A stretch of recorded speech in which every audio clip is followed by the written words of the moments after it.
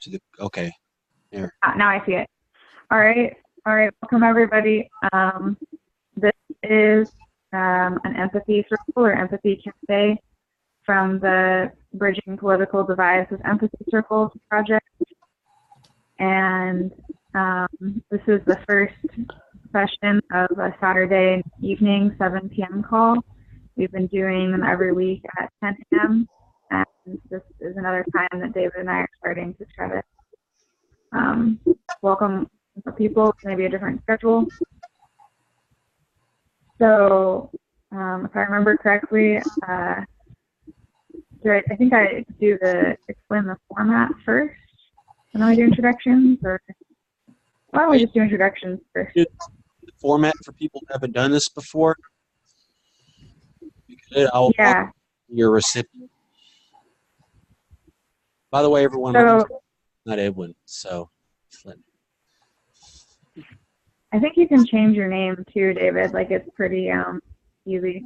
Why don't we go ahead and do introductions first, and just go around and say, like, you know, obviously we can see our names, but say them, where you're from, and your political leanings, and maybe say if you've done any of these empathy circles before, or if this is your first one, if you want. Yeah, we'll do introductions and then the example. Yeah. Yeah. Well, my name is David, and I've done quite a few of these. This is my first time producing one of these. Like, I'm in control of recording and stuff, so that's kind of new. And for all intents and purposes, I identify with the right side of the political spectrum, on the right, conservative. Yeah. So.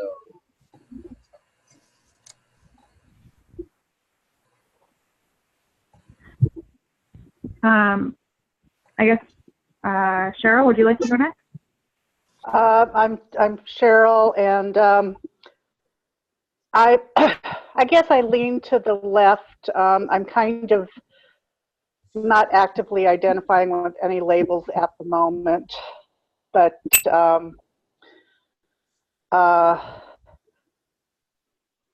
so, and like I said, I haven't done this before, so I'm just going to kind of observe a little bit, and as things happen, I'll just because I don't quite know what's going on yet. Because anyway. Yeah. Okay. Thank you for being here. Judith, you're next on my screen. Sure. My name is Judith. I live in Oakland, California, and this is the second time I've done this, and I would say I lean as a liberal. Okay, thank you. My name is Megan. I live in Chico, California, and I long considered myself an anarchist. Tend to vote Democrat as what feels to me like a harm reduction strategy, but increasingly dissatisfied with them as much as the Republicans, and wanting more win-win solutions, which is why I want to do this.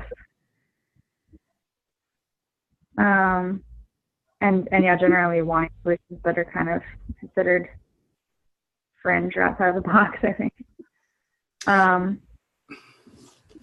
So the format that we use for the empathy circle is that one person will get to speak, and you could speak on our topic, which we decided to have the topic be the Women's March, since that happened today all across the country. And you could share whatever you want about it, and we usually do 5 minutes, and somebody will keep time.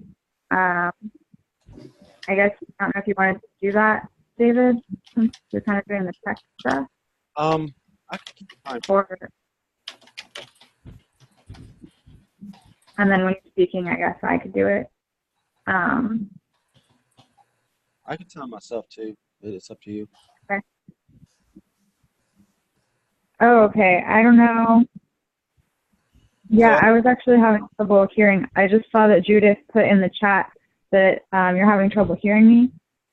I hope that's getting better. I'm not sure what to do Or wait, let's see if this helps. Um, Can you hear me better now? Not really. It just, I can at times, but it just sounds a little bit garbled at times. And even the picture is a little bit unclear. she's on the phone. It's gonna Okay. the Oh, quality. that's what it is. Oh, she's on a phone. Okay. Just if you have Mhm. suggestion, if you have headphones, they help hearing people, reduce echo maybe from the speakers and stuff. So just some headphones, that would be ideal, I think. Were you saying that for me? I was saying that for Judith. You want me to have headphones? I think it might help. Okay, I'll go get my headphones. Okay. Actually, I am on headphones also, but I'm having the same problem as Judith. Oh, okay. It's kind of I an don't in and know. out. I was actually having the same problem the other direction. Like David's voice kind of faded out for a moment when he was talking. For me. Can you hear me now? Yeah, I can. It was just for a moment earlier. Okay, well, it's probably not going to be perfect. I mean, I'm sure there's connectivity, always going to be connectivity stuff going on. So I think we'll just try to get by the best we can. Okay. You know, generally, I just think headphones are a good idea because it reduces echo in your ear back. So, you have headphones too, maybe you might have. I couldn't find. I could go just scrounge some up real quick. Maybe I will wait though, and we could just do a first round. Okay. If you can hear me sufficiently enough for that. Yeah. Yes. All right. So, as you're familiar with, since you've done it once before, Judith, the model that we've been using is that somebody picks someone to speak to. So when it's your turn, you start by picking who you're going to speak to. And that can be, whoever you want. It could be somebody who's specifically kind of wanting to connect with, or just to keep it moving around the circle and make sure everybody gets a turn. You can share for up to 5 minutes and try to keep it in like you don't probably want to speak for 5 minutes straight, because then it's hard for the person to repeat back everything or remember everything you said. So maybe sharing like a little piece at a time, and then the person reflects that back. And then when their 5 minutes are up, or when they feel heard and like they don't have anything more to say, then they'll say, that they're done. Or the person keeping time will kind of hold up 5 fingers, and then the person who was reflecting will choose someone else to speak to. So we could start by, David, do you want to speak to me and I'll reflect? Yeah, we can do that. Okay. All right, I'm going to start the timer, and I'm going to talk to Megan. So I guess the first thing that's on my mind is I think it's going to be interesting for me talking about the Women's March when I'm right-leaning a guy with 3 left-leaning women.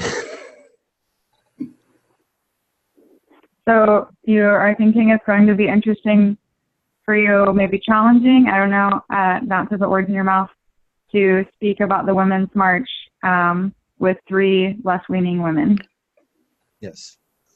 I think this is it's good to try different times for these empathy circles, because I know I'm going to wait 10, and I think it might bring a different crowd for people who have different schedules. So I hope this becomes a regular thing. So you've been wanting to try a different time for the empathy circle in the hopes it would bring a different crowd. Okay, I feel heard. I guess to get more specific about the Women's March, that I'm kind of indifferent at this point with the Women's March. My main issue is some of the dynamics of the politics. Like when they say Women's March, they really mean liberal women's march. They don't care much about conservative women. So I hear that you feel somewhat indifferent to the Women's March, but that your frustration with it is that it doesn't seem like it means all women, but just women who have left or liberal politics, not conservative women. Yeah. I think there's a lot of, I feel hurt. I think there's a lot of conflation with someone's identity with what they believe in.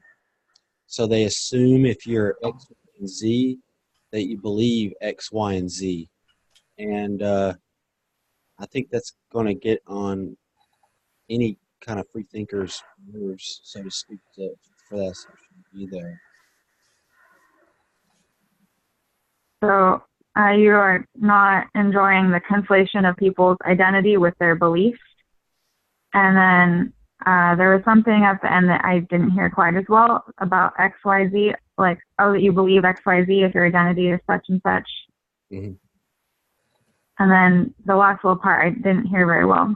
And I think anyone that's kind of an independent or free thinker is going to be somewhat insulted by that. Oh, okay. So that anybody who like thinks for themselves is going to be insulted by their beliefs being assumed based on their identity. Yeah, I feel hurt. I got 2 minutes left. All right.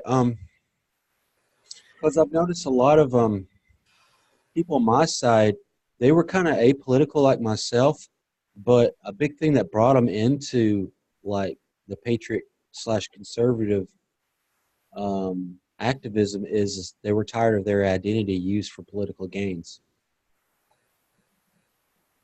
So you've noticed that there's a lot of people like yourself who weren't very politically involved until more recently when their identity was like used against them politically. Used as a tool to further political causes. It might be theirs or not. Oh, like the identity in general being used politically. Yes, I feel hurt. And I'll forfeit the last minute of my time. That's all I really have to say at the moment. So I guess it's your turn, Megan. All right. Did everyone kind of pick up what we just did? Kind of? Yes. Yes. Okay. All right. Are there any questions?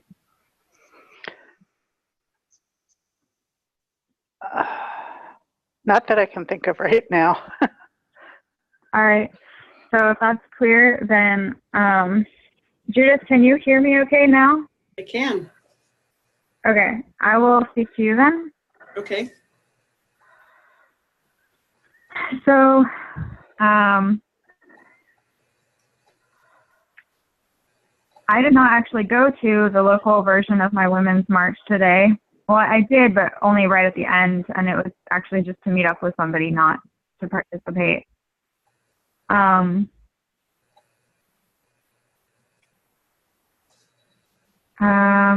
Yeah, I'm not sure I have a lot to say about the Women's March.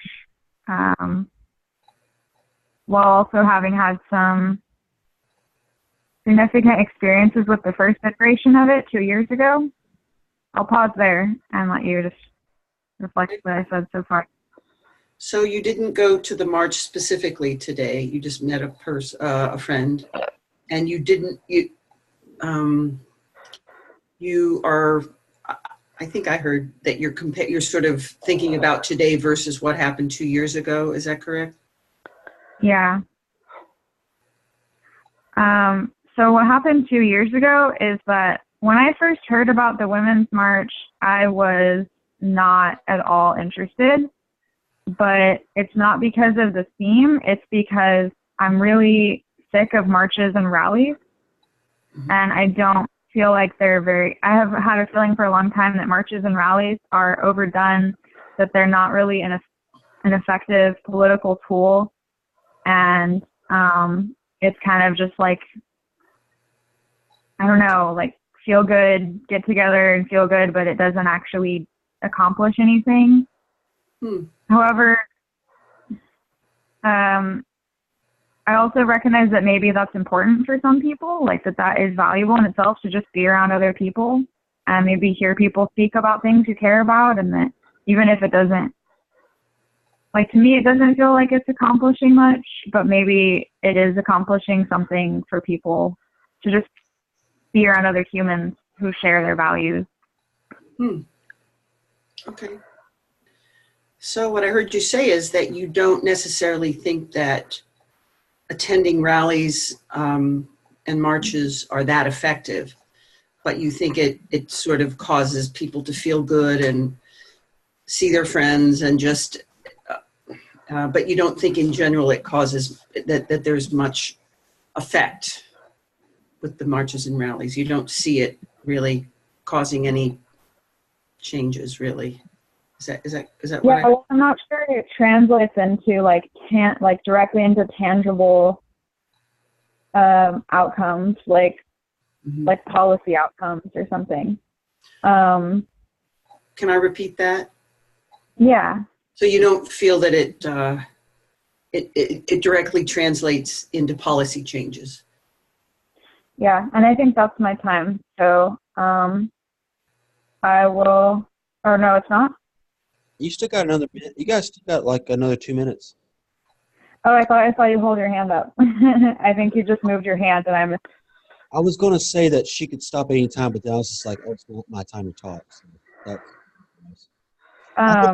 your phone is up. I'll just show the phone, big glowy phone. okay. I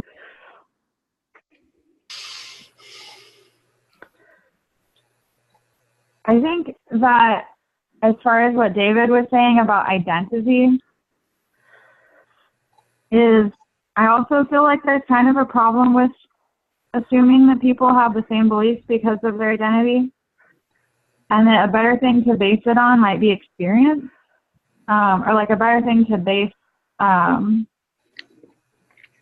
political gatherings or organizing around would be experience. Like, if you and I have a shared experience, then we can have understanding and we can work toward a common goal, maybe. But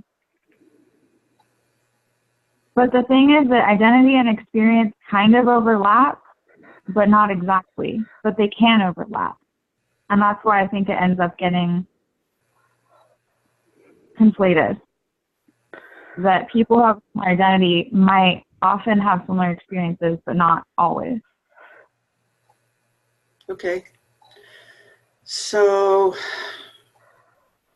all right, let's see if I get it. So you think that experience and identity doesn't always translate to the same thing for each person. Is that right? Yeah. Let me give an example, actually. Okay, that'd be great. Street harassment. A lot of women talk about being harassed on the street, having people say unwanted comments about their bodies or what someone would like to do to them or whatever it may be. And then, this is like a women's issue. I'll wrap this up. And I guess I think, there's something there about how that's an experience that not every woman has had, but that a lot of women have had, and there's like some overlap, but it's not like a one-to-one thing. Like, okay, maybe I'll come back to that later. Okay, so, but what you're saying is that if someone is harassed on the street, many women can understand that, but it doesn't necessarily translate to everyone. Every woman has had that experience. Yeah. Is that right? Yeah, thank you. Okay. So, right, Cheryl, you ready to hear me? Yes. Okay. So you guys aren't old enough to remember when, like 2,000 people a month or a week were being killed in Vietnam. And you're just not old enough to remember that. But that's what stopped the Vietnam War was that people marched in the United States. And that's why Lyndon Johnson didn't run again. And that's why we eventually pulled out of Vietnam, because we had lost the war, but the government didn't want to have they didn't want to say that they had actually lost, So I just want you to understand that from a historical point of view, it's sometimes, demonstrating doesn't seem like that there's a long-term effect, but in reality, I've seen it myself. And I think that the Women's March 2 years ago actually did cause a huge amount of women to become politically involved. And that's what changed the election in 2018. Okay, so what I'm hearing you say is that you are remembering what went on during the Vietnam War, and knowing that, and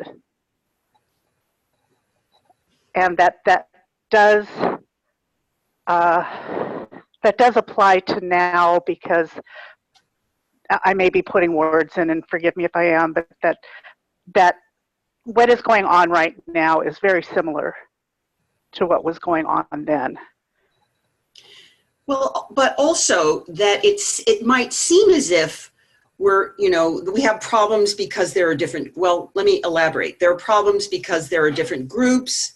There's black women versus white women. There's straight versus gay. And so you have all these women who have different issues, and yet they come together, hopefully, to fight a common problem, which is to try and stop the government from being as corrupt as it is. And I'll stop there. Okay, so I'm hearing that since this is a gathering of different people together for a common cause and a common goal, and that in and of itself can bear results. Right. Yeah, that's good. I also think that, this is what happened in the 60s, where all these guys, like I remember, I was in high school when they had the free speech movement at Berkeley, at the UC Berkeley, and there were all these men that were, that were the leaders of the protests, and there were all these women that were doing all the stuff in the background, but nobody, the women weren't out front. And now you've got women who are out front, and they're the spokespeople. We're not the people in the back getting the coffee. And that's totally exciting for somebody of my age and generation. And so, yeah, you were at UC Berkeley, which is right in the middle of it all. And I'm sorry, I was having a little trouble following that. And so basically, I'll just repeat it. I just realized that protest has changed, in that it used to be just that our men were the spokespeople and women were in the background. So now you see women, thousands of women marching, having their voice heard. And that's exciting to me. So there is a difference now in that more women are able to access the protests that used to be primarily a male dominated. Yes. Let's see. I haven't really followed it well, but I realize that there are some problems between the groups in the Women's March right now, where there's some problems with I've heard people being called anti-Semitic, and I'm not exactly sure what the issues are, but that's upsetting, where you get these different factions of people who have, as Megan was saying, they have different backgrounds, and so that you have these different differences amongst the participants. Okay, and so you've been hearing about the anti-Semitic and the other problems that this year's march was having.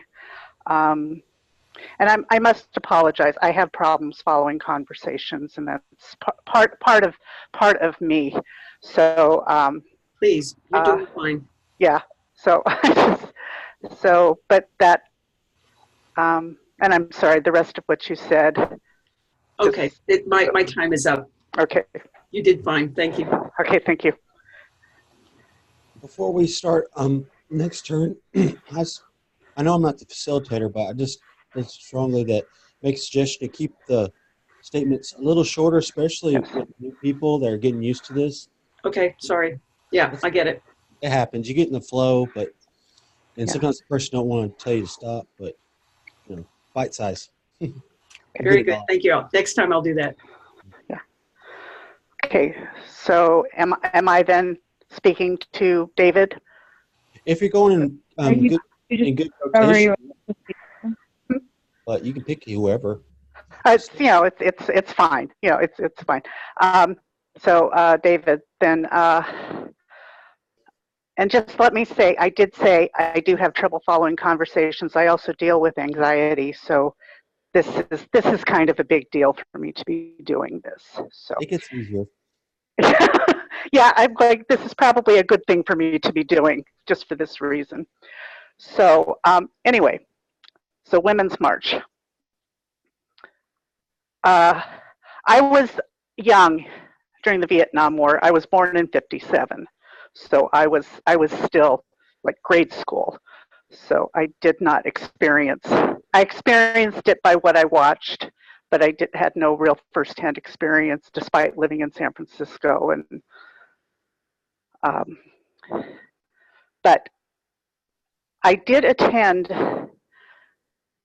the Women's March 2 years ago, because partially because I didn't get to participate during the Vietnam War and all of that.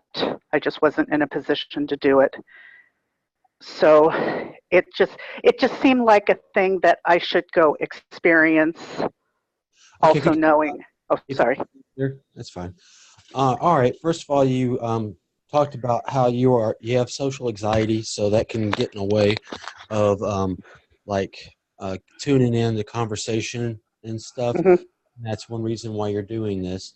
And that you also stated that you were around during the Vietnam era type protests, but you were in grade school, so you saw it on TV and around, but you didn't really participate.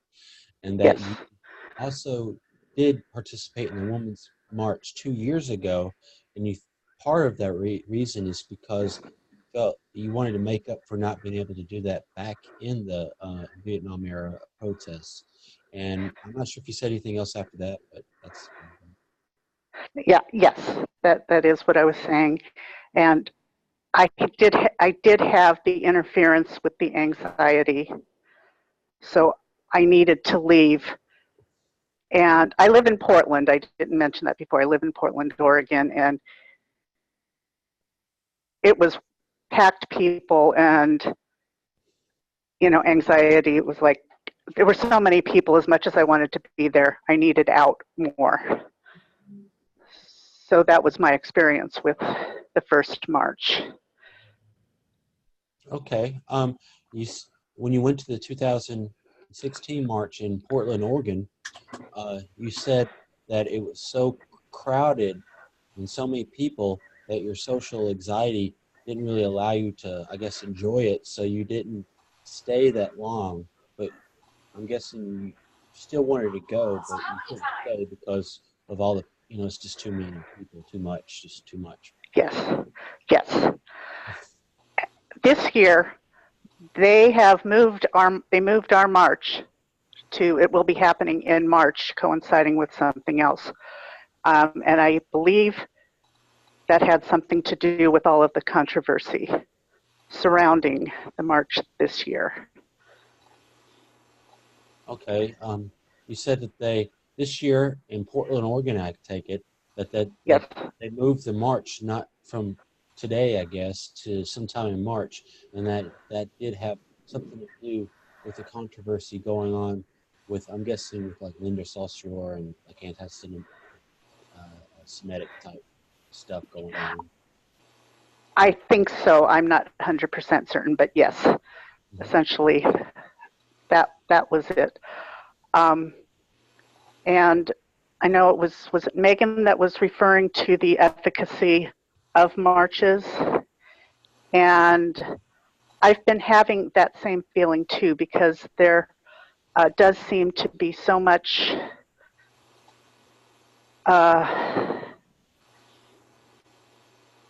so much tension, and so many I don't know, side issues. Not only do we have the Women's March, we have Black Lives Matters, and we have all of these different groups that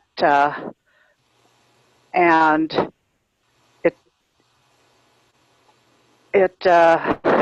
I've been uncertain whether or not it would be a good thing for me to pursue participating in, despite the fact that I'm anxious doing it. Okay. So that's about the time you have. I'm going to repeat back what you said. You said something about you agreed with what Megan said, something about advocacy. I'm not sure what you meant by that, but then you went on. Efficacy, effectiveness. Oh, I've never heard that word. That's a weird word. It's a good one. The effectiveness of you questioned the effectiveness of the march, and you went on because there's so many causes thrown into it, like BLM and other stuff that that you feel. I forgot the what was this? What would you say after that?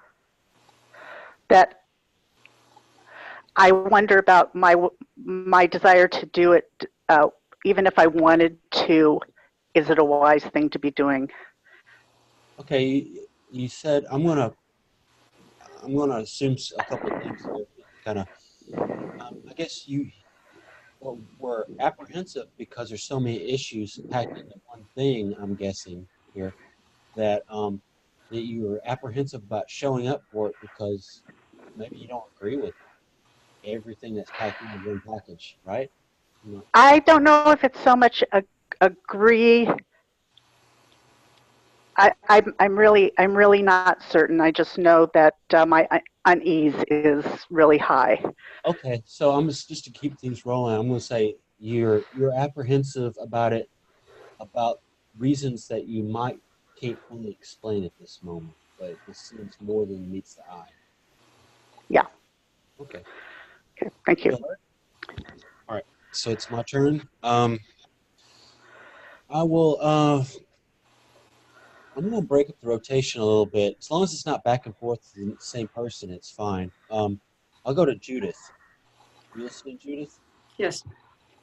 Yeah, I noticed too that there's this spirit of the Vietnam era protests that people are really kind of referring back to. You know, as people are kind of vicariously living through those.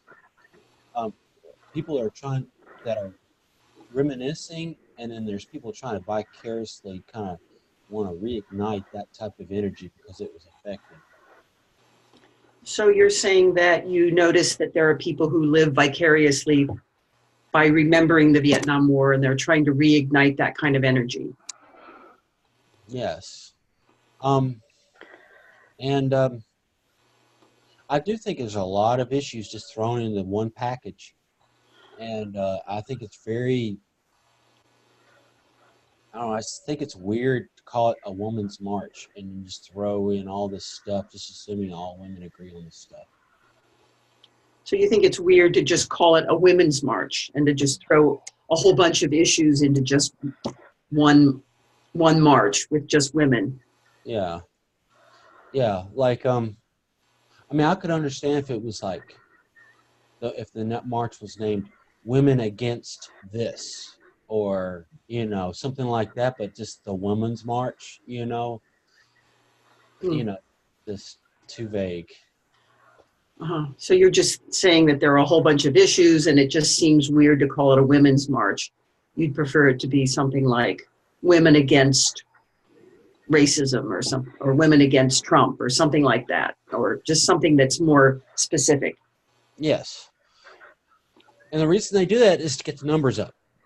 Conservatives do the same thing, you know, just kind of generic titles, and people show up there for all sorts of different reasons. Part of the effectiveness of March is for one to show this for numbers. It's the spectacle that people feel empowered to know that they're not alone, And number two, that's also a intimidation tactic, saying, "Hey, look how many people I can drum up in an instant." Remember that.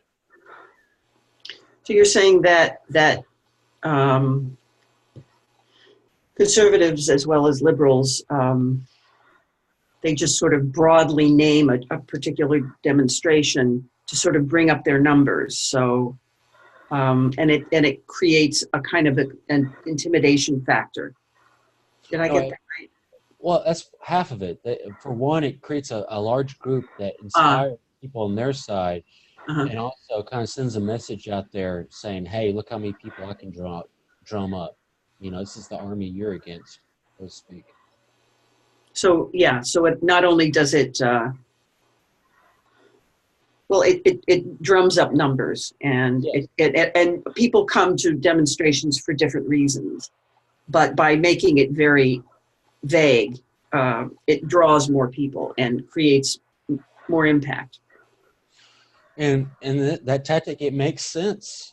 You know, I've been in going to conservative rallies in the Bay Area. We don't have the numbers, and that really, and it hurts our numbers that we don't have the numbers, because then at least three times as many people show up, and most of them want to be violent with us. You know, so.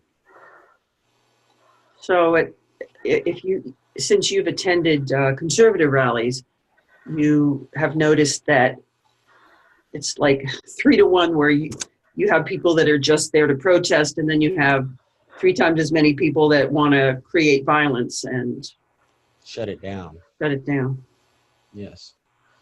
So, I mean, goes back to the group mind, the hive mind, to get the numbers. You know, it's effective, but I don't respect it. You know, I don't, it's just my view. And So just, can I stop there? So just by having a very sort of broad name, you don't respect the fact that, I said group. I'm not group sure what thought, you don't respect. Hive thought, like just getting big numbers, big. Oh, big numbers aren't necessarily Right. a show of force, maybe? Is that what you're saying?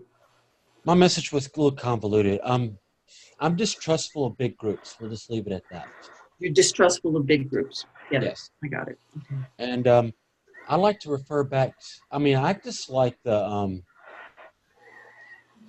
Let's see here. There's this group in San Francisco. They don't really show their face too much anymore, but I liked them. They were called the Gay Shame Parade, or group, and they were in direct opposition of the gay. They were gay guys who did not like the gay pride commercial parade. Interesting.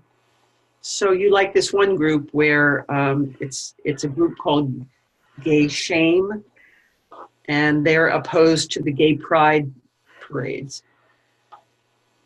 Yeah, because and you like them for some reason, but you didn't say why. I was going to get into that. Basically, I've had gay friends throughout my life, but they're not your stereotypical, like, gay dude, whatever, just like any stereotypical A, B, and C. And there were a group of individualist gay guys who thought the gay shame was a gross spectacle, and it was super commercial, and it was there to promote, like, just beer and drugs and sex, and it didn't represent them, so I guess they named themselves Gay Shame. So the Gay Shame people were opposed to the gay pride groups because it seemed to promote drug use and other things that they didn't agree with. It was just a generic message. It was just sort of a generic message. It didn't really encapsulate a whole lot of definite beliefs. Is that correct? More or less, and my time is up. Okay, thank you. So maybe I'll go with Cheryl again, and I'll try and be much.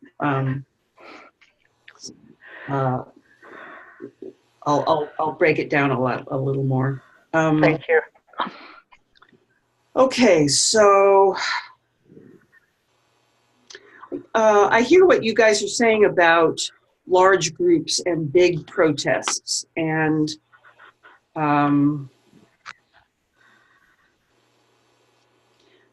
so I have the same problem as well with protests, because I sometimes think it doesn't seem to produce the results I would hope. Okay, so I hear you saying that you heard what the group was saying, that and that large protests are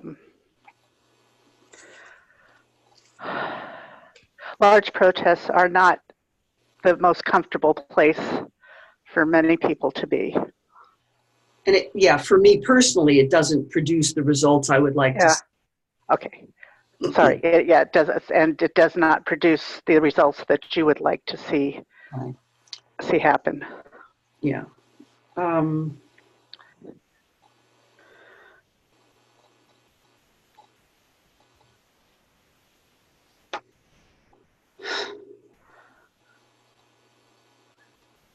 Let's see what else I want to say about this.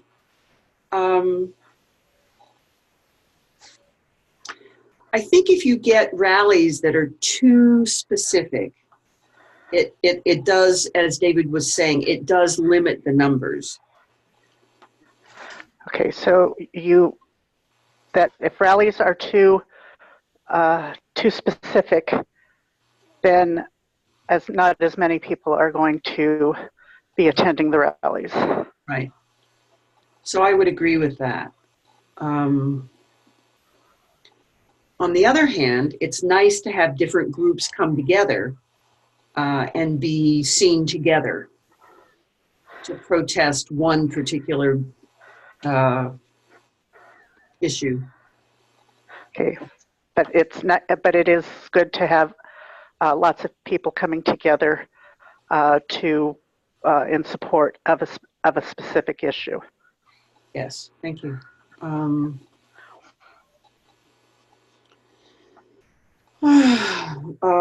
Let's see.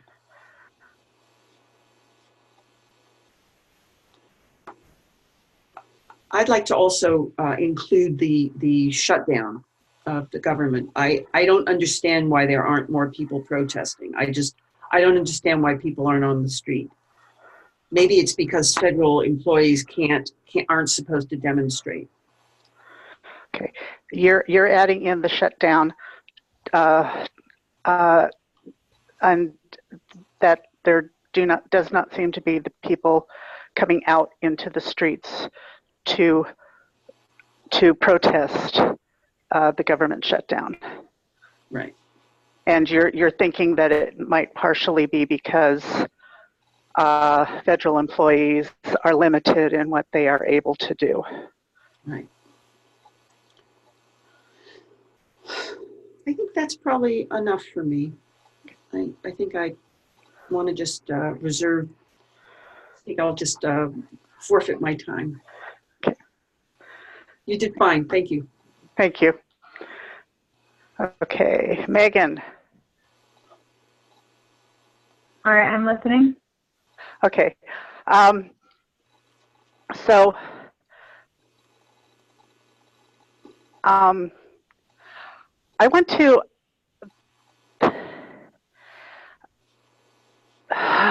now I've gone blank, excuse me. Well, I'm going to go ahead and go, since Judith brought up the shutdown, I think I may continue with that.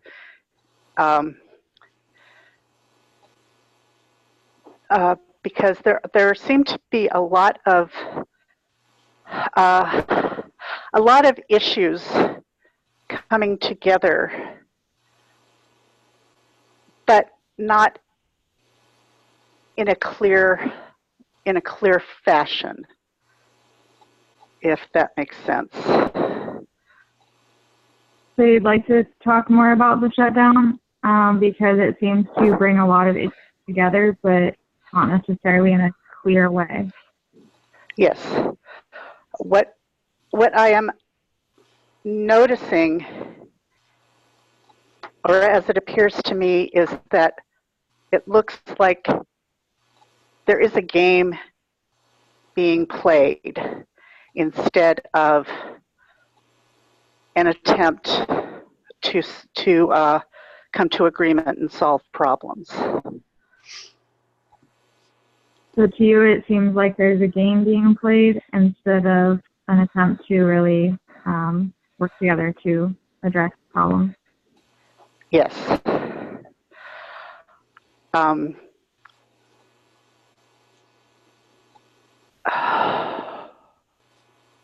I'm sorry, I have gone very blank right now. So I'd like to stop at this point. Thank you. I'm hearing that you've gone blank. Yes. It'll come back around. All right. I guess I'll speak to David. Okay. All right. So I'm kind of just going with kind of what I was about before, and then Judith responded to about the Vietnam era and like protests being really effective during that period. And I actually want to make clear that when I said that I don't think protests and marches are necessarily very effective, I mean contemporarily, and that I'm not saying that they weren't more effective in the past. I'll pause there. All right. You wanted to reflect on Judith's reflection on what you said about when you said that rallies aren't that effective, but that you wanted to state that you were speaking about contemporary rallies. Yeah, and that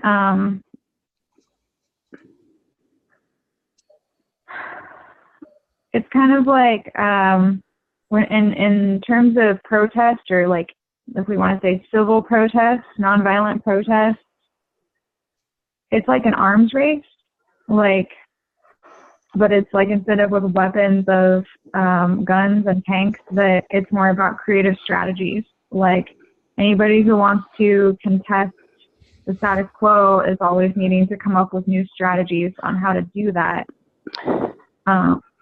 Because as soon as they do, you know, the people who have control of the status quo are going to find ways to make those less effective. For example, with protests by, for example, just not giving media coverage. Like with the huge protests in the Vietnam era, everyone was like, oh my God, this is crazy. There's thousands of people in the streets. We have to cover this on the news. And I think later, people kind of realized that marches weren't nearly as effective, like didn't have nearly as much impact if the media just ignored it. Okay, you said that you view rallies as opposition to the status quo, so to speak, and that it's nonviolent, or it's not done like traditional warfare, that you're fighting the ideas not with tanks and guns, but in different strategies to undermine or go against the status quo. And you said, you gave an example of the Vietnam era, how initially people were noticing just how effective they were, and that the time's up, by the way. Like, was that the time? Anyway, sorry. And that, sorry, I'm drawing the blank. That's okay. I got it. That you said the strategies have to constantly evolve because people defending the status quo will respond to it. And an example you gave was during the Vietnam era, that people noticed how effective the rallies were with all the media coverage, and they found out that they had less media coverage, they were less effective. Yeah. Or like the opposite, like if you spin the media coverage to make it sound like it was a riot when there was really just like a few people doing something violent, or like maybe the police were the ones that actually initiated the violence, then you can give it a bad image. And that one strategy used against it was to make it look like a riot when it was in truth only just a few troublemakers, or even worse, there was police making it seem like there was violence when it was perhaps them undercover or something. I'm assuming we're talking about. I wasn't thinking of that, but it could include that too. I don't know how much time I have. I'm not sure if I even have it now. On time somehow. I somehow messed that up. So I'm going to give you another, I think another minute and a half is about right. Okay.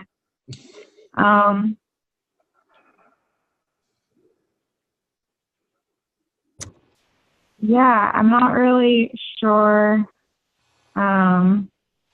what else I want to say right now. I mean, there's like different topics kind of going through my mind about the Women's March and like what it stands for or what different people think it stands for. I think it would be interesting to share maybe on my next turn about what my experience was of getting involved in the first Women's March in my city 2 years ago. But I'll probably have to come back to that. That's about time right there. You said that that you have a lot of stuff going through your head right now, and that you perhaps during your next go around it would be prudent for you to bring up your experience at your first Women's March or the 2016 Women's March. Yeah. Thank you. Okay. Let's see here. Who should I go to? How about I like breaking the cycle a little bit. I'll go to Cheryl, and then Okay.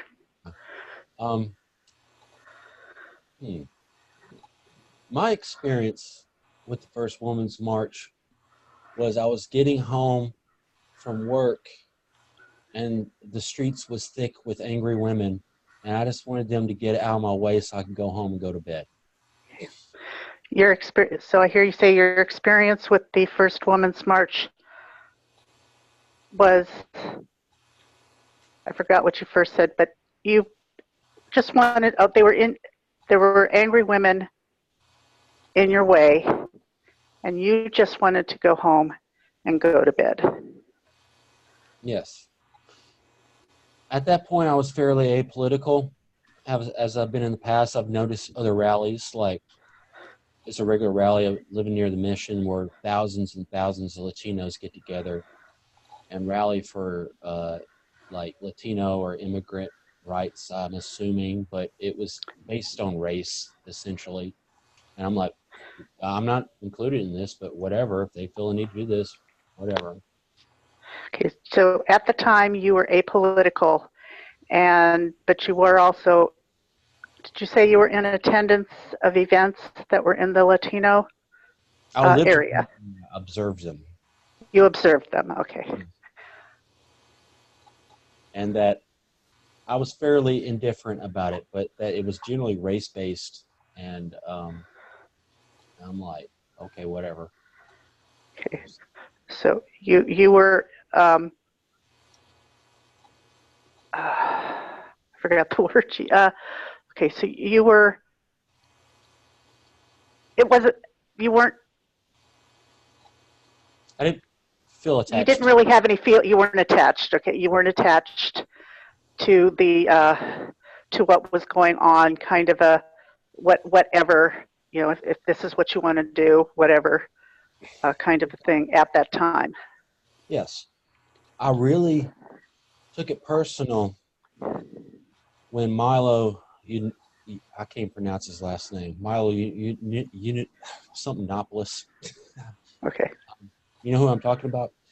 Yeah. Anyway, he's a very famous sort of a gay conservative provocateur, and he was going to do a show or a speech or something at Berkeley, and it got violently shut down by masked anarchists.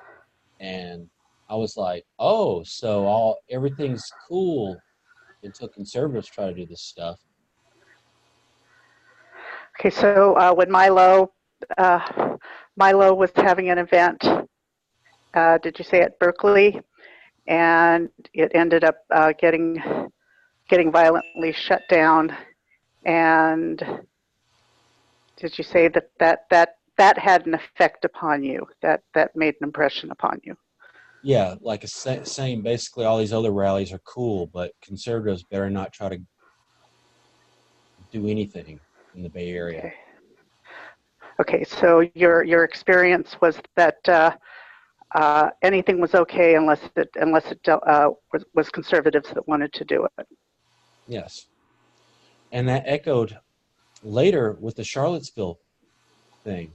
Like, the way I look at Charlottesville was, yes, there were white nationalists there, white supremacists and stuff, but I don't view them as any different from the Black Panthers or BLM or the Latino March or any race-based rally. So, yeah, Okay. that got met with extremely violent opposition, and that's why that one person responded the way they did. It was just a big shit show. Okay, so when the march in where was that? That march Rally in with the whites in Charlottesville. Thank you. That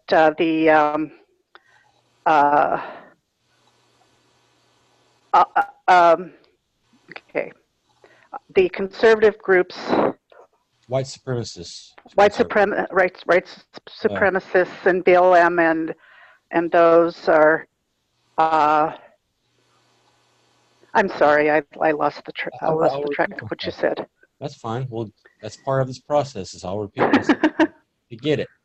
That I feel that rally was race-based, very heavily race-based, just like BLM is, just like the Latino rallies were, except for it wasn't cool when white people did it, and it was met with extremely violent opposition, extremely. And I feel like some people would have died in a BLM rally if they got met with that much resistance.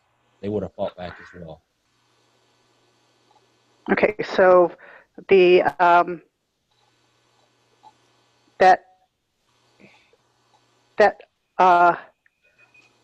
white events, white rallies are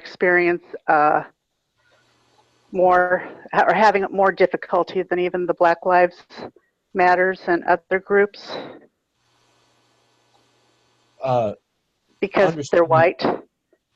Yeah, basically, all the other groups have their rallies, but when white people try to group up on the same context, it's a whole other scene, so to speak. Okay, so that when it's that it is reacted to differently when it is white people, when it is white supremacists or white activists. White groups. Yes, I'd like to get more into that and attach some other events to that, but that was the beginning of me noticing a lot of double standards, and that's all I'm saying. Okay, so you that was a turning point for you, and that then your attitude and your feelings about it started changing. Yes. Okay. All the time I have. Okay, thank you. Well, Judith. Shall we do this? Sure. Okay. So continuing on, well, with this idea that that reactions depend on who you are and what your viewpoint is. Are you liberal? Are you conservative? Are you black? Are you white? Are you gay? Are you straight? And all of this. What I have noticed, excuse me, I have to plug my phone in. What I have noticed is that things are on kind of a pendulum. Okay. So I think what you said was that reactions to whoever is demonstrating the reactions depend on who is demonstrating. Is that what you said? Yeah, something like that. But that there's a, when people have been oppressed and then they start coming out of it, it shifts the whole balance. So when people are oppressed, and then they start coming out of it, it shifts the story, maybe. Well, it shifts the balance of what was. Yes, it shifts the balance of what was. Yes, and so that causes everyone to have to find their footing. So the shift causes everyone to find their footing. Yes, that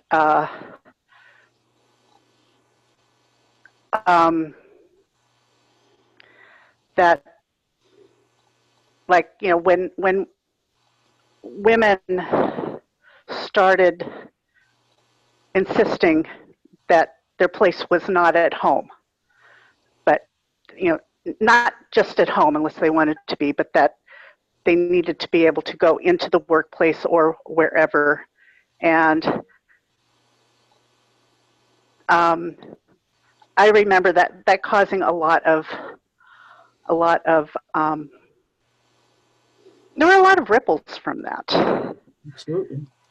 So you remember when the notion that women were going to go out of the home and go to work, it caused a huge amount of ripples. Yes. It really did change. It caused a lot of change and upheaval. And that kind of change happens in any community when things change, and we are in a time of major change. And then it settles down, and then it comes back again. So this kind of the effect of a big change can cause major upset, and then it sort of quiets down again. Yes. Until the next issue. Until the next issue, such as, I mean, in the 70s, there was the ERA, mm-hmm. which I'm noticing more in the news again. It's seems to be coming back up because, of course, it still hasn't been ratified. So in the 70s, the issue was the ERA, or the Equal Rights Amendment. Equal Rights Amendment, yes. And it never was passed, but you notice that it's actually coming forth in the news again. Yes. And I think I am finished now. Thank you. Okay, great. Thank you. So, Megan, can I ask you to reflect for me? Yes. Hi.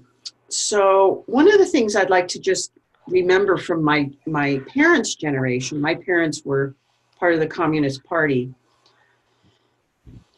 and they were very supportive of Stalin and the communist movement in Russia. And then it turned out that Stalin was killing thousands of people. So sometimes these movements end up backfiring. You want to remember that your parents were members of the Communist Party, very supportive of Stalin, and then later it was discovered that Stalin was killing thousands of people. And so you want to recognize it can backfire on their stated goals and intentions. Yeah. I guess I'm kind of interested to hear what you have to say about things. So I think I'm going to give you the floor. I'm interested in your experience. So thank you. I think I'll just reverse back and talk to you. If that works for you. Sure.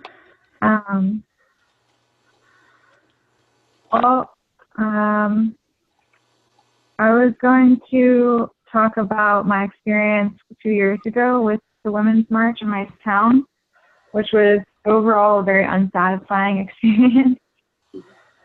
So, what happened was that a few people I know, like acquaintances or friends, went to one of the initial meetings to organize a local version, and then they like passed the word around to me and some other people that there was this like one woman who'd gotten a permit to the march. Like she got a permit from the city, and then because of that, she was acting like she was just kind of in charge of the whole thing. I'll stop there for a second. Okay, so you're going to reflect on your experience from when you were involved in the organization in 2016, I'm imagining. And one woman got the permit for the march, and then was she sort of acting as if she was in charge? Or at least some people felt that way. But the thing was that there was kind of two issues that got conflated. One was like whether or not it was okay, like the way that she was taking charge, and if it was kind of like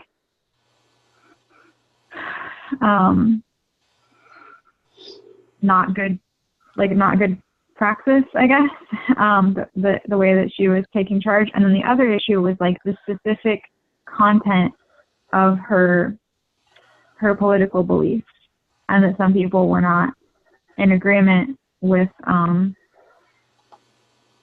Okay. like some of her practices. All of her. So there were two issues. One of was that she was sort of, because she was, it sounds to me like it was a power struggle that she was taking over. There was some upset about that, and then also that there were some people that didn't agree with all of her political beliefs. Yeah, and so what I said, trying to help, was I have a lot of experience with consensus decision making, and I said that I wanted to come in and help us help the people who are working on organizing it use consensus. So I did that, and I came and I facilitated one meeting, and a lot of people, and most people were pretty happy how that went. Or at least I got a lot of good feedback.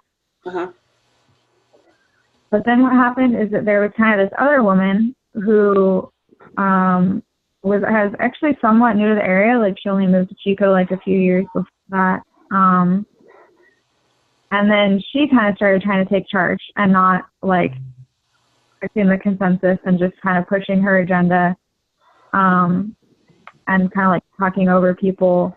And it was like the same thing that she was sort of criticizing the other person for, but really it was that these two things got conflated, was how to go about organizing, and then what is the specific content, like who are we going to invite to speak and stuff. Okay, so you have an experience in helping people come to consensus, and so you got a lot of good feedback about it. But what happened, the fallout of it, was that there was another woman who felt that it sounds to me like you felt as if she was trying to take over some of the issues, and it was difficult to determine who was going to speak at the rally. I think I'm missing that part. Yeah, it didn't explain it, but there was like a main conflict about whether or not to invite someone to speak from one of the like women's healthcare providers in town, and because of that one woman wanted like conservative women who may be opposed to abortions to feel comfortable attending, and then the other woman and some other people were like, no, like this is not up for debate. Like, we are pro-choice. Yeah. So, yes, so it came down to who was going to speak and what their issues were. I'm imagining it had to do with pro-choice, and so there were a group of women that were saying, no, we're not going to have conservative women speak about pro-life. They didn't have it. They didn't have a. There was no room for pro-lifers. You only wanted to have pro-choice peoples there. Well, it wasn't even about having a pro-life speaker. Yeah. Okay. Up, but Yeah. I'm actually on another minute. I'm going to move up to 6 minutes because it seems like 5 minutes isn't enough time. Okay. Just to clarify, it wasn't that anybody, I don't think anyone was proposing a pro-life speaker, but there was at least one woman who was sort of objecting to having somebody speak from one of the healthcare clinics that does offer abortion. So one woman was opposed to having a healthcare person speak. Is that right? Yeah, from a clinic that provides abortion. I see. Okay. From a clinic. So that was kind of conflict. And I guess I'll stop there because that's probably extended to the 6. Okay, good. Thank you. So again, I'm still interested in hearing from you, David. So I think I'm going to cede my time so I can hear more about what your experience. Okay. Who should I talk to? How about Meg? Okay. But you just talked though. I'm not sure who to pick. Cheryl again? Okay. All right. All right. 6 minutes. Yeah, just to continue on with my story. So Charlottesville happened, and then like a few weeks later, there was a rally planned in the Bay Area. It was planned months ahead before Charlottesville, but Patriot Prayer decided to have a rally in San Francisco, and it happened to land like 3 weeks later after Charlottesville.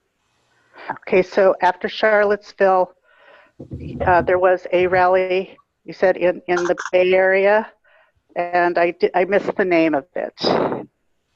You're in Portland. You should know Patriot Prayer. Patriot Prayer. Yes.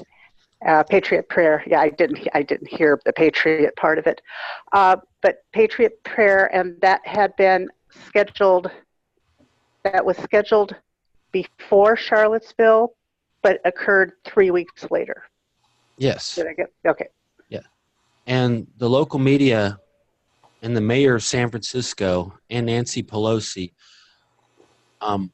went to the public and told everyone that it was a white supremacist rally, which it was not. So the media and Nancy Pelosi reported to The mayor. and the mayor.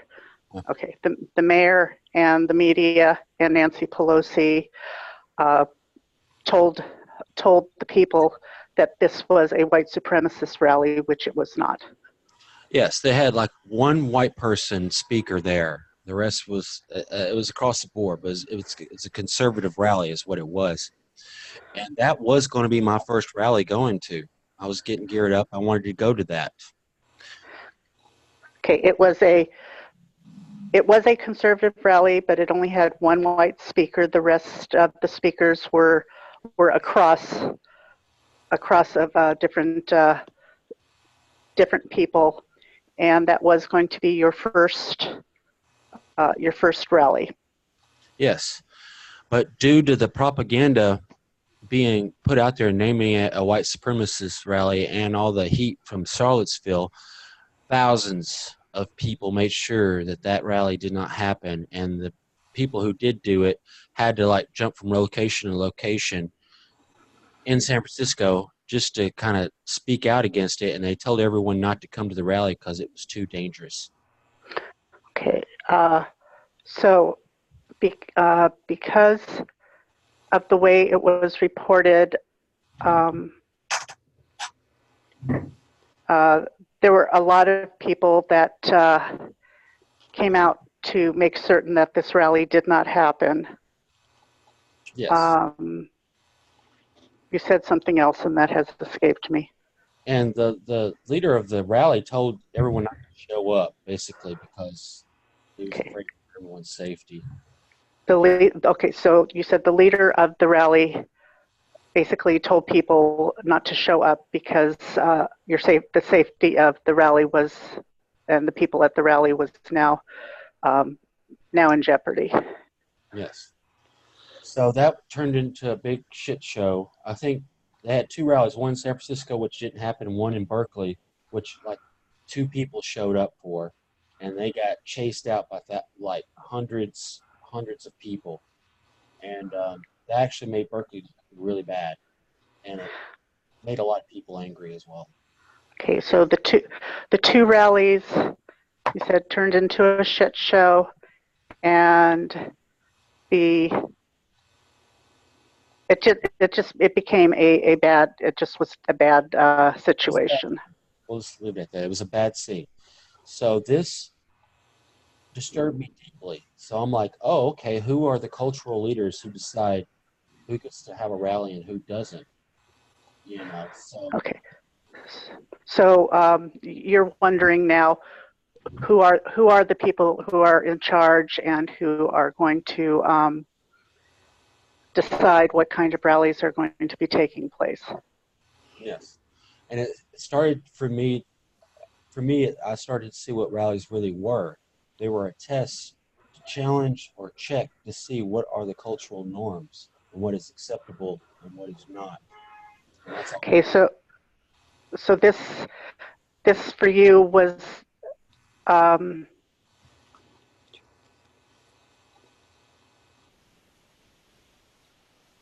apologize.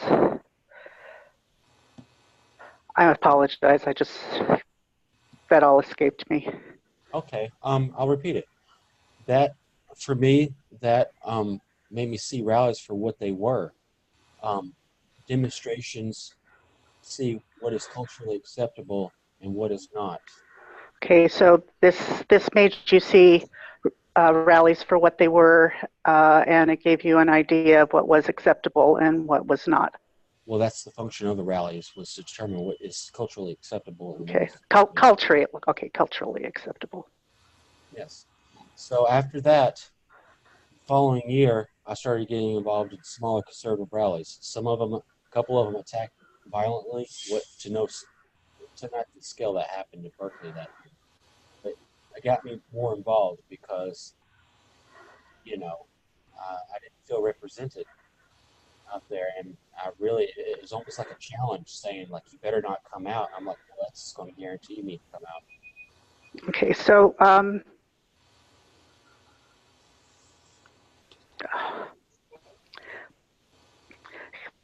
excuse me.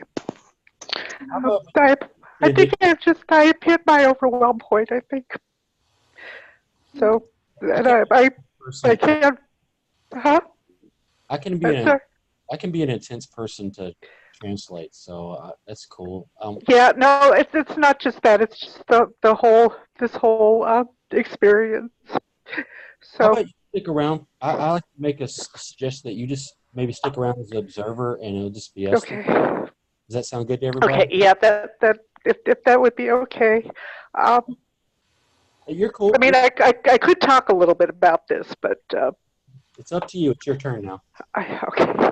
Let me just do that, and then maybe I'll observe for the rest of the time. And the fact that we are recording and I am crying is a little uncomfortable. Who would like to? Okay, thank you. So I am finding this an intense process, and I am a disabled person. My disability is depression and anxiety, and I don't engage with the world a lot these days. So you were saying that you're finding this an intense process Yes, and that you are disabled and because you suffered depression and anxiety and that you don't interact with the world a whole lot. And so, yes.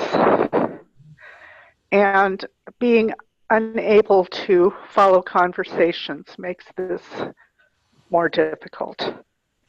so being able to, I'm sorry. Yeah, Maybe I'll reflect back here. So being able, I just want to feel heard. So following conversation makes this an intense, it's hard for me to follow a conversation. yes, this is difficult. And at this moment, I am finding myself wondering,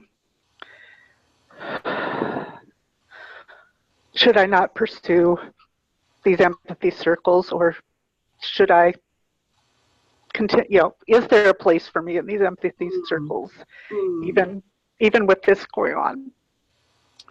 So you're questioning whether whether you should be involved in the empathy circles. Yes. And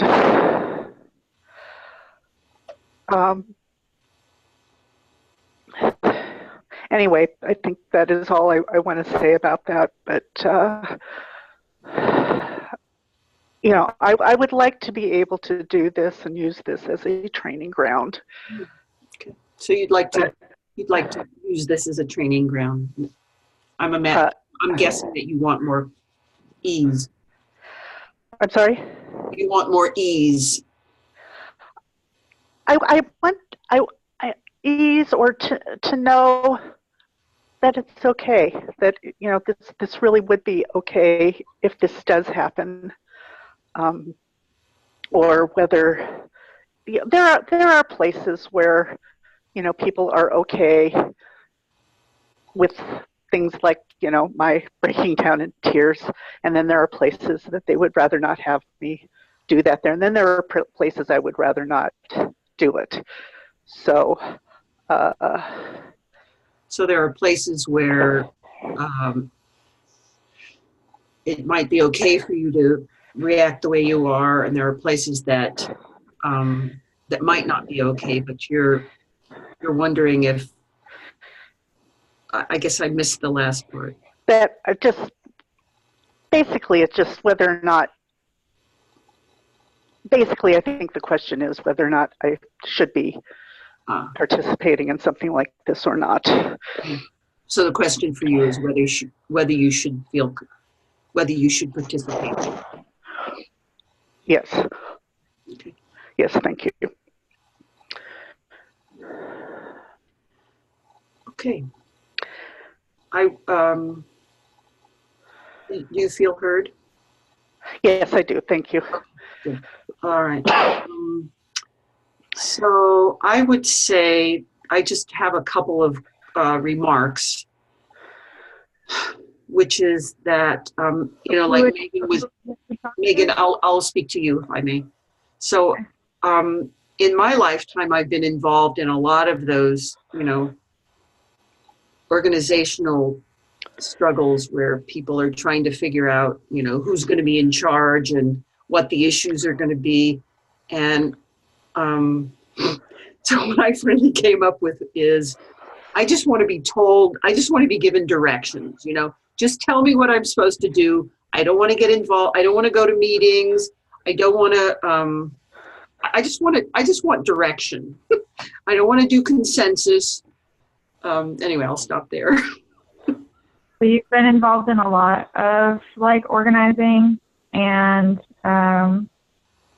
struggles around who's going to be in charge with organizing, and you come to a place where you just want to be told what to do. Like you want direction, you want to show up and have your energy directed and not be a part of the struggle to make decisions. Exactly. So that's what I have to say, and I'd like to hear more about what your experience, if I may. All right. I think I spoke back to you last time. I'll speak to David this time. Okay. So first of all, I want to just say, like, I don't want to make a thing of it, but for me, I just want Cheryl to know that for me, it's totally okay to cry and have authentic reactions here. I don't think I've cried yet on one of these, but if I keep doing them, I probably will at some point. And so for me, yeah. Okay, you said that you just wanted to say to Cheryl that that this is an okay place to cry, so to speak, and that though you haven't yet, that you haven't ruled out you actually breaking down in one of these if you continue to do these. Yeah.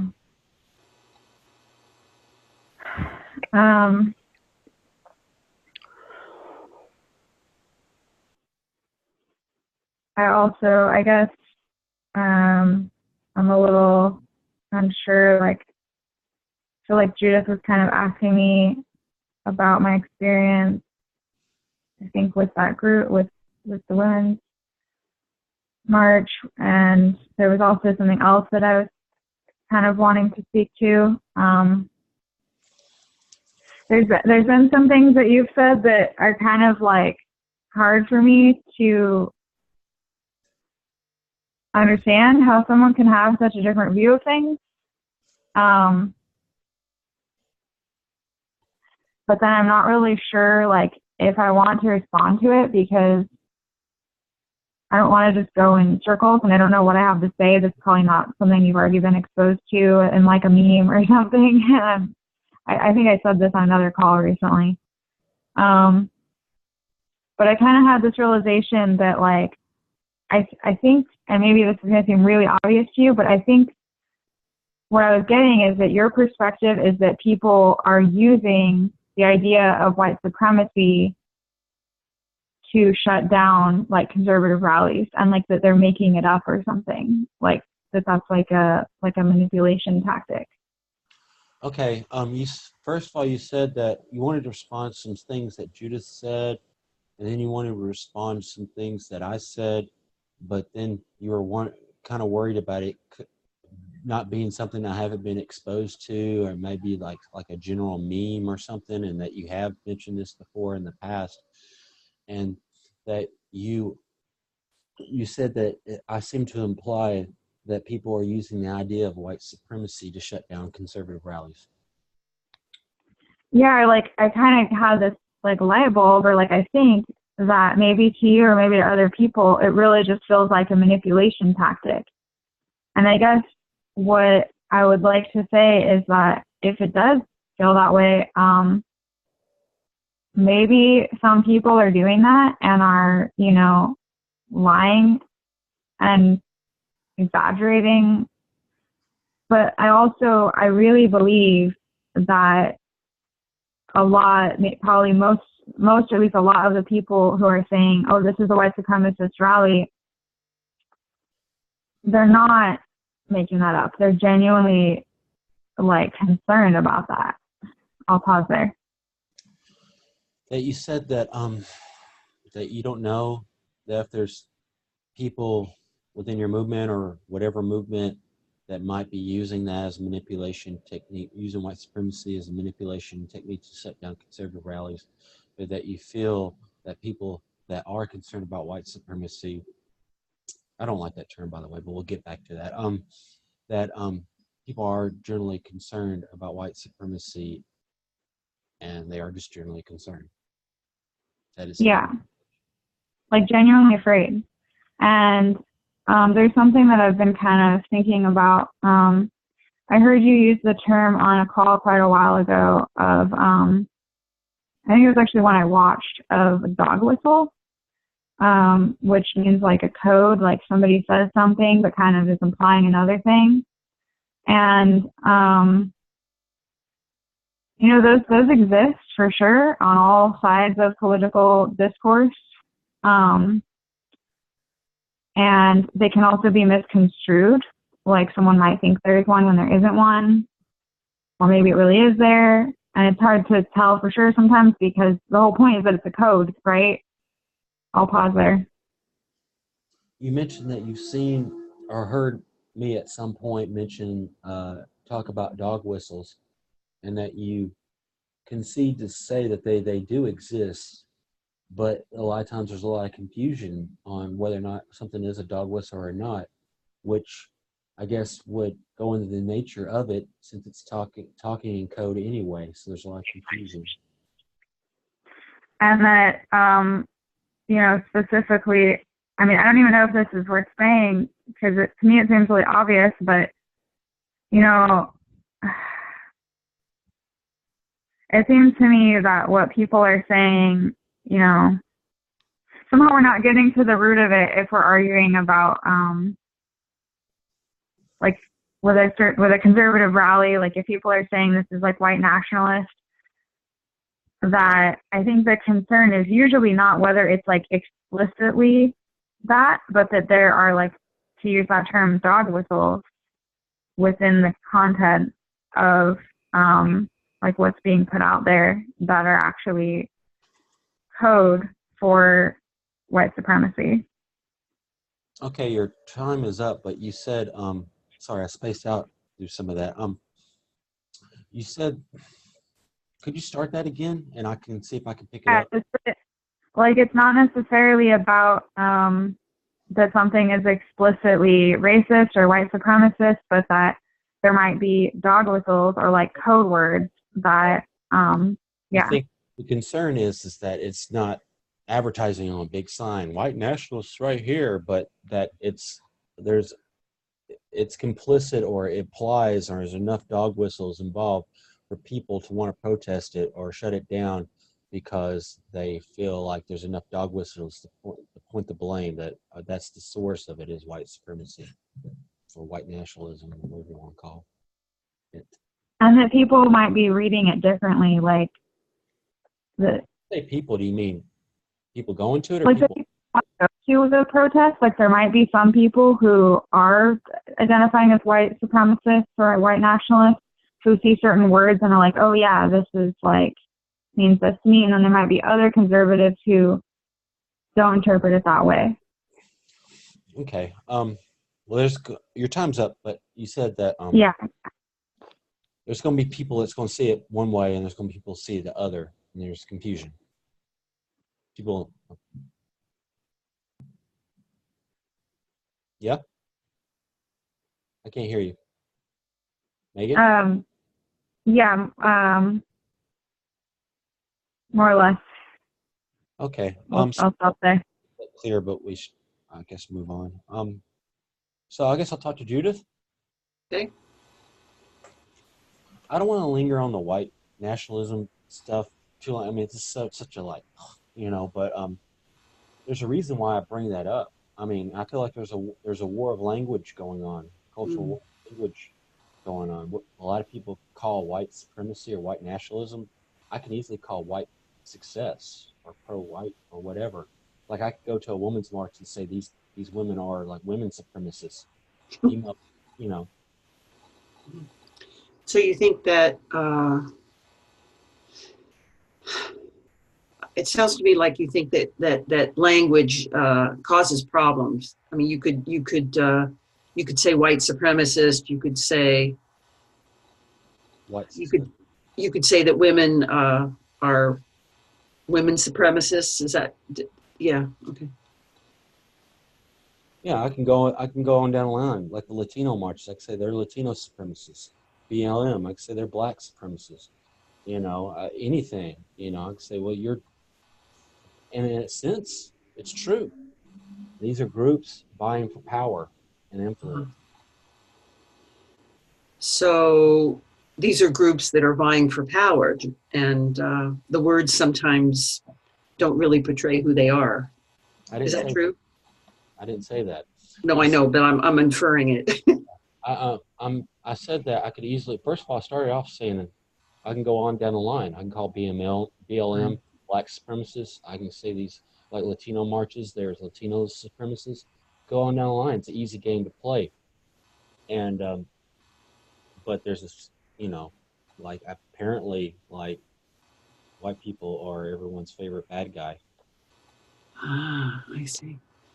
So your sense is that the white people are everybody's favorite bad guy. Yeah, yeah, so to speak. And like so I guess I want to bring it back out of that, because that's a whole I could talk another 3 hours about this, but I want to just talk about rallies and identity politics in general. Okay. So so I think people should see it for what it is. And there's a someone mentioned a pendulum earlier. Like you start masking up and attacking groups that you don't think should group up.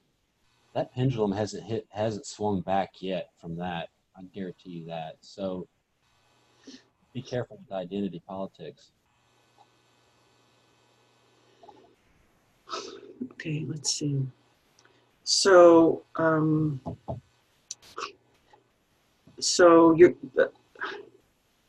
saying that sometimes a pendulum will swing from one side to another, and that you have to be careful about identity politics. Yes. And how these rallies are held, and how they're responded to, and how the people at them act.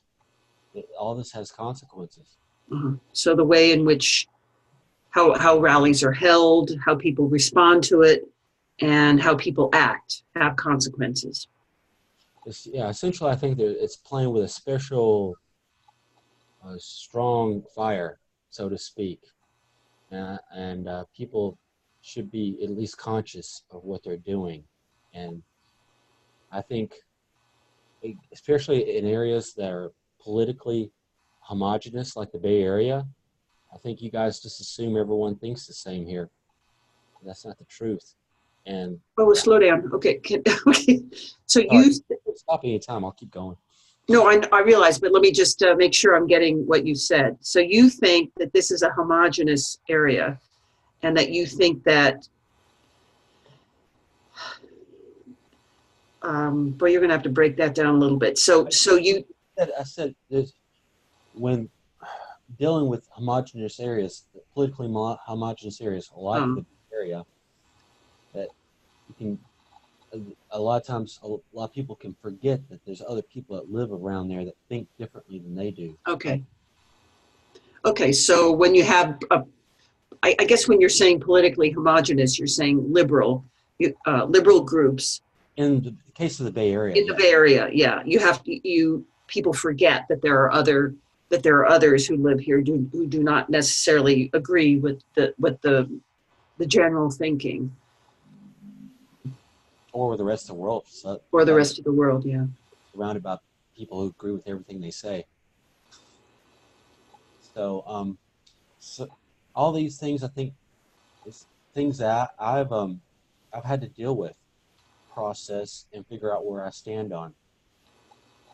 And I think it's a commitment, it's a chance, it's a risk to take to stand on any one issue, because then that makes you a target. That means you stand for something. If you stand for something, it makes you a target for something. So, I mean, I think people should stand for they believe in, but there's also problems that arise because no issue is perfect. So you're saying that when someone stands for just one issue, problems arise. Yeah. So you have to be careful. Yes, it's a commitment. It's a commitment, yeah. A commitment, and it makes you a target. Like you stand for something, so people have something to aim at. If you don't believe in nothing, people can't. They have nothing to aim at. You're a nihilist. You're in a nihilistic fog. You're. So if you don't have a particular commitment, then people can't come at you. Yes. And so I've had to take risks, take stands on stuff around here. I'm taking less and less because I got other stuff to deal with. And but yeah, I just think people should put more thought into stuff here. Mm-hmm. So if someone has one particular issue, you can be a target, and so now you're not doing that as much. But people really need to think before they take a particular notion, I guess, before they start to think about something. Think about where they stand, I guess, you know, Mhm. if at all. We're approaching the 45-minute after mark, Megan. So that's usually when we break into the. I should stop this and do the close up stuff. Yeah. Since there's only 4 of us, I'm wondering if you are complete, if we want to offer Judith one more turn, and then we could do the I'd rather close. offer me one more turn. No, that you just spoke to Judith, and if Judith wanted to. I think I've been heard on what I had to say. Thank you. Okay. And you felt complete from the last one, David? Yeah, I ended that on a. I mean, there's a lot to get into, but I think, I just For now. bring it back to the general reason why I went the direction I went. Is identity politics in general. So I think hopefully I'm heard. If not, then I feel heard. Okay. So, recording now, and then start another one for the close up. Yeah, so we need to, so David's just going to turn off the recording briefly and then turn it back on.